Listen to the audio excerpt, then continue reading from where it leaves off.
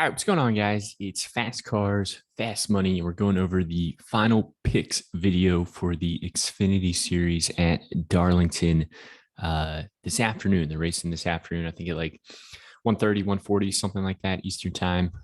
So not a ton of time to build lineups, but definitely enough to digest the video, look at the spreadsheet, and get some lines in there. So let's just get right into it. So looking at the top of the slate, and remember, qualifying got rained out yesterday, so um, there's some pretty obvious place differential plays, and I think there's gonna be a lot of chalky plays because of that. But we'll talk about it. So looking at the top range from Noah Gragson, Ty Gibbs, Justin Allgaier, Tyler Reddick, and I would even throw Josh Berry into that equation as well.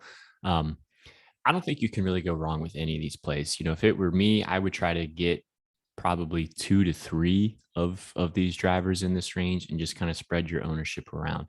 I think you can make a great argument for Gregson, Gibbs, Allgaier, and Berry as all, potential dominators in this race. They all have, both of them, all four of those drivers start on the front two rows. They've been fast all year long. They have the ability to pick up fast laps. They have the ability to get out front and get to the lead. So I like the idea of playing either one or two of them together, and then trying to pair them with some of the more obvious place differential plays, depending on how much salary you have left. So, for example, I love Gregson, Gibbs, Allgaier, and Berry as the dominators, and then trying to pair them with some of the place differential plays we have on the slate. Some of those place differential plays are going to be, Tyler Reddick, John Hunter Nemechek, Ryan Truex, and a couple of drivers lower on the slate as well. So that's kind of the mindset that I have going into it. If you're playing tournaments, I think there's some interesting plays that are probably going to come in very low owned, just like we saw with the truck series. There's some lower owned kind of GPP only type of plays, and some of them worked out. Some of them did not.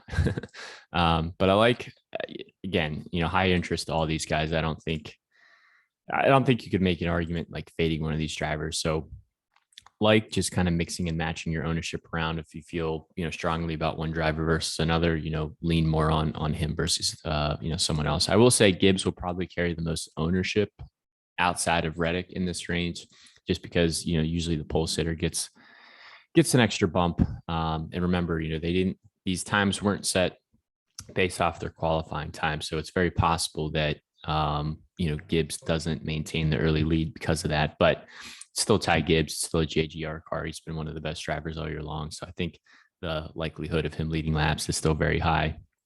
Reddick's going to come in very high owned. He had top 5 practice times. It's Tyler Reddick. He is in the 48 car, which we know isn't the best equipment. We know it has an RCR Alliance. Be interesting to see what Reddick is able to do with it. He's going to carry a lot of ownership, but he has the ability to get up to the top 5, and that's a ton of points up for grabs. So like Reddick, I'm trying to pair him with, like I said, either an Allgaier, Gibbs, Gregson, Berry, or some combination of the two of them or 3 of them together. Getting lower on the slate, not really going to get to Allmendinger today. It's just, it's if you're plugging him in, you're sacrificing one of these drivers up above him. And I like the upside all the other drivers have. John Hunter Nemechek, I think, is an interesting place differential play.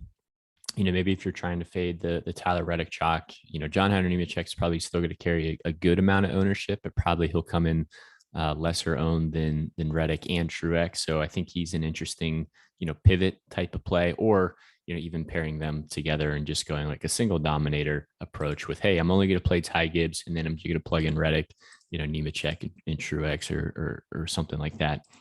Creed should come in very low owned. He would be kind of a GPP only type of play.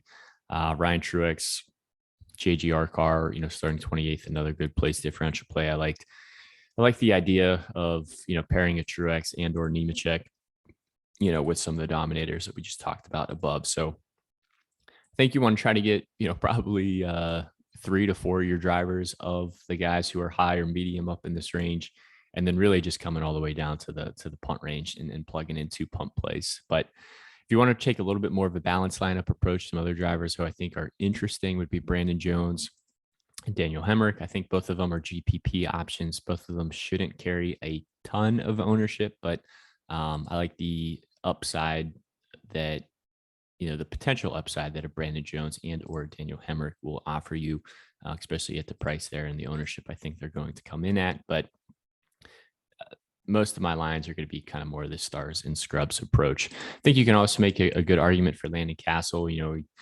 starts 13th. He's $7,900. He's relatively cheap. He's pretty easy to fit in lines, just depending on what way you want to go. I think he should be running around right where he starts all day and has the ability to probably fight for like a top 8.